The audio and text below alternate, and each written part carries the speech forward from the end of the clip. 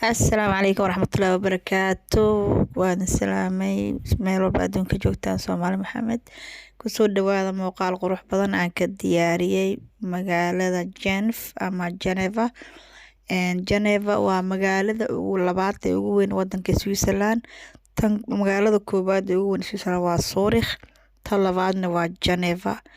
Geneva waxaa looga hadlaa luqadda Faransiiska. Guud ahaan dadka ku nool wadanka Switzerland waa 8,698,000.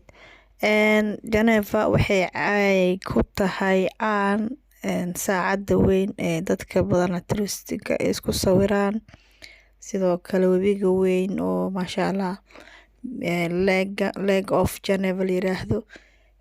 Waxay kale caan ku tahay hay-ado badan ayaa kula saldhigyo, hay-ado caalami ah sida UNHCR iyo hay-ado kale oo caalami ah.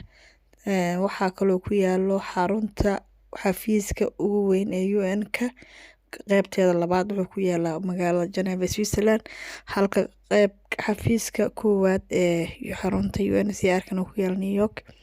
Guud ahaan ayaa ah magaalada Geneva magaalo dalxiis, magaalo qurux badan. Haddii aad fasax u tagtina kusoo qanci doonto run ahaantii. Geneva waxay leedahay hoteelo qurux badan iyo guryaha dalxiiska iyagana maasha Allah oo qiimo macquul ah leh. Hoteeladan waxay isugu jiraan kuwa high iyo kuwa dhexdhexaad. Inta badan hoteelada waxaa la kireystaa 3 bil ka hor ama 2 bil ka hor, 4 bil ka hor.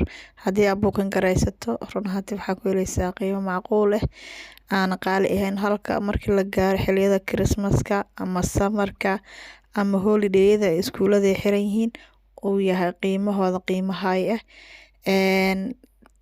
Waxaa wanaagsan marka hore sii kireysato maasha Allah. Dadka reer Geneva ma aha dad aad ka dareemeysa dad cunsuriyiin ku jir diidayo, maadaama ay tahay magaalo taas waxaa usoo dhigi karaa magaalo ku fiican xagga isdhexgalka madowga, dad xijaaban maasha Allah. Intaba ay leedahay maqaayado Carab, Aasiyaan, Afrikaan.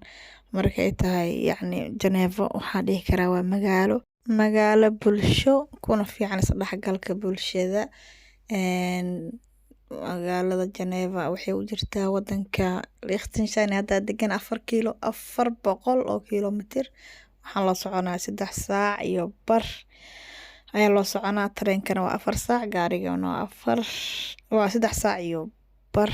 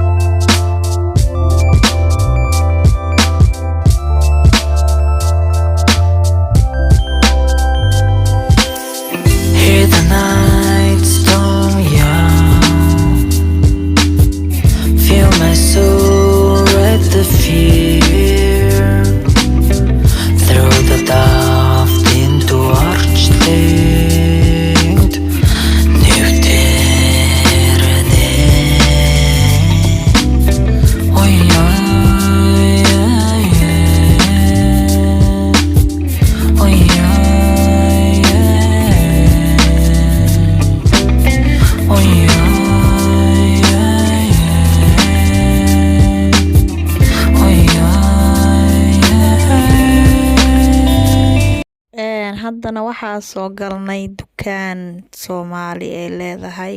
Runtii waa dukaan maasha Allah aad u qurux badan oo ku yaal magaalada Geneva.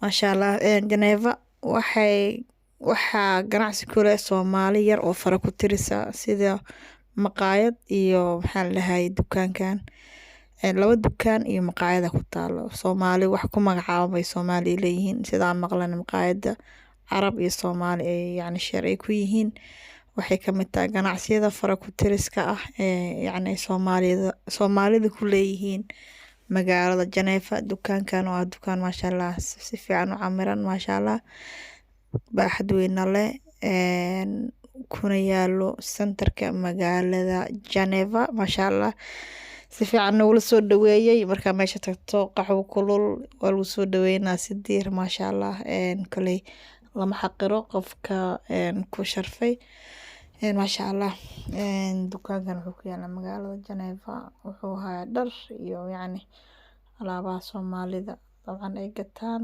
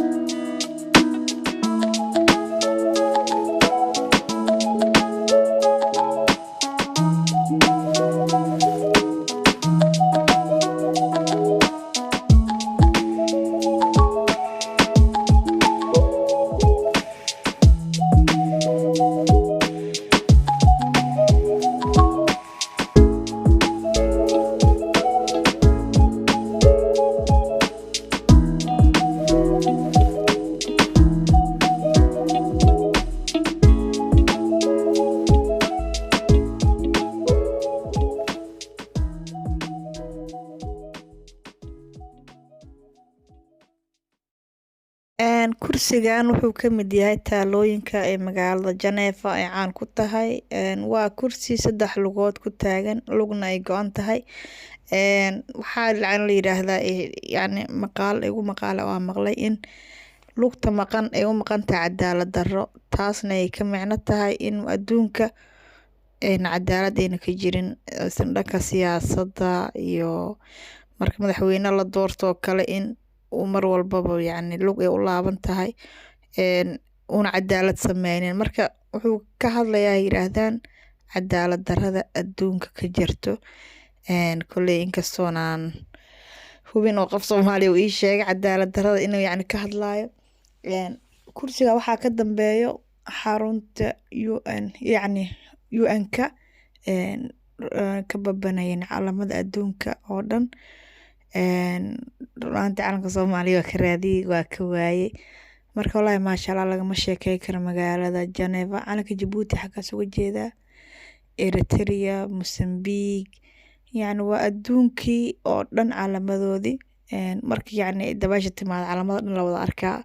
runtii maalinta marka meesha tagnay wax dabeel ma jiro, jawigu iska deganaa. marka wallahi maasha Allah Geneva waa magaalo historika ah lagama sheekay karo. kursiga waa kana 3 lugood ku taagan yahay, lugna way go'an tahay. cadaalad darrada adduunka ka jirta waay. waxaan u maleynayaa in Afrika loogu yani laga wado oo cadaalad darrada iyo sharci darrada iyo islugoynta Afrika ku badan tahay. wadamada kale kuley way soo daaleeno cadaaladii muujinina yani iyayba hoos waxa ka jafaane inta badan waxay ku dadaalaan sharciyadooda iyo horumarkooda iyo fahamte. marka kursigan saas yani kule leegu sheegay magaalada Geneva, magaalo laga xiisa goonina kuley aan safarkayga labaad u ahaa aan imaaday.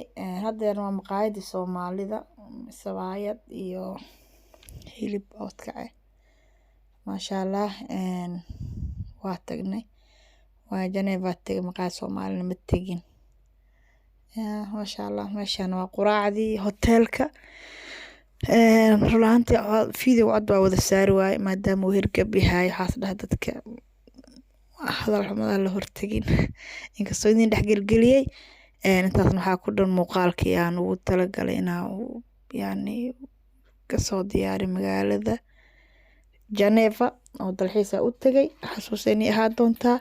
wassalaamu calaykum waraxmatullahi wabarakaatu. hadduu ku qancay video like saar, share garee, wixii ra'yigaada nala wadaag. wassalaamu calaykum waraxmatullahi wabarakaatu. waan idinka raali gelinaa dhuunta oo xiran awgeed codkayga nafasi ahayn. waxaan leeyahay ka raali ahaada. wassalaamu calaykum waraxmatullahi wabarakaatu.